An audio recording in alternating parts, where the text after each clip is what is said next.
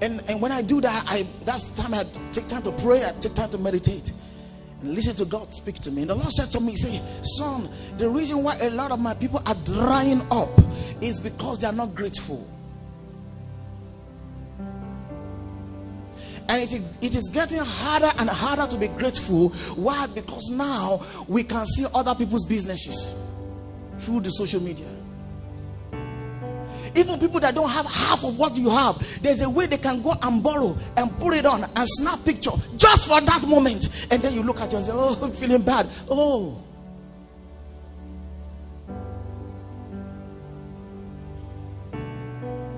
And you begin to feel bad and begin to feel ungrateful. And the Lord said to me, everyone that is alive is in a position to be grateful.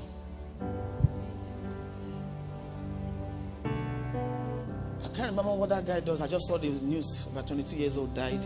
I think he's a rapper or something, or he's a comedian. I think he's a comedian. I said, he has not even started life. He has not even started life. And he died just like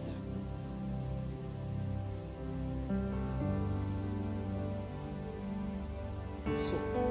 So what excuse do we have not to be grateful to God?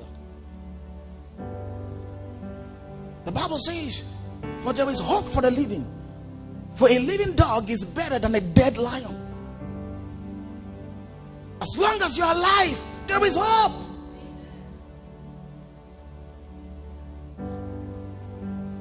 Never look down on anything. The Lord said, two things you need for you to prosper, to receive that power to actually manifest God's glory. One, you need to be grateful. Gratitude talks about where God has brought you from, even if it's just yesterday that it happened. Gratitude talks about where God has brought you from. Number two, you need to be hopeful. Hope helps you to see good in the future. Are you getting on point? Now, there is nobody that doesn't have something not so palatable in the past. Can I have real people here? There's nobody that can tell me that all the 20, 30, 40 years they lived on earth, everything was just cool. There were moments you cried. There were moments you had heartbreaks. There were moments you almost gave up. There were moments. But this is one trick of the devil you must never fall for. Don't let the devil narrow your eyes to only the negative things that has happened in the past. That is what makes you a little bit ungrateful. Gratitude focuses your attention on the goodness of God.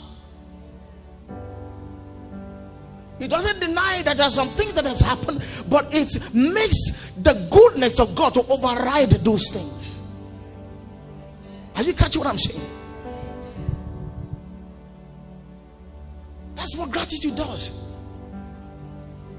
And when you are grateful and you express your gratitude to God, God will release his joy to you. Listen to me.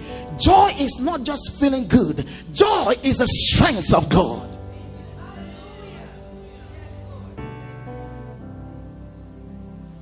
If you express gratitude, it will give you joy.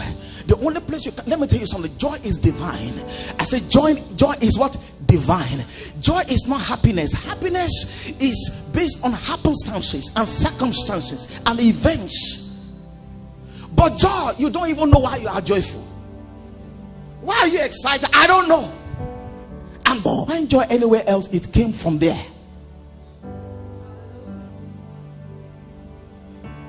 And every time you are grateful, you just realize, I don't know why I'm just feeling that joy in my heart.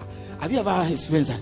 Every time I'm just, no matter how sad you are, you just turn to gratitude, you begin to feel joy. Man, that's gratitude to God, based on what he has done, how far he has brought you. And then when you are hopeful, like I said, gratitude focuses your attention or your eyes on the goodness of God from your past. Hope also focuses your attention on the goodness and the possibility, wonderful possibilities, awesome possibilities of God into your future. And then both of them, gratitude plus hope from the future, they come to meet you in the present. That's combined power. That's combined power. At that moment, it is not just you navigating. God will carry you on his wings. Grace will be released to you. Ideas will begin to flow. You begin to feel, yes, we can do this. God has done it before. It can be done again. From gratitude, you also tap into the power of testimonies. Because you begin to remember all the good things that God has done.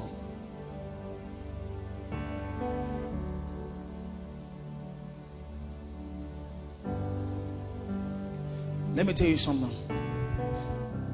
A lot of times the reason a lot of people don't have hope or loses hope or does not have the power to generate hope for the future is because they have not recognized the goodness of God in the past. That's nothing. The moment you begin to recognize the goodness of God and say, God, I remember God did this, hope will begin to come.